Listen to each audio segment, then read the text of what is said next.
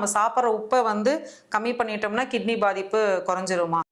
Okay, இதுதான் நிறைய பேர் பண்ற தப்பு. சரிங்களா?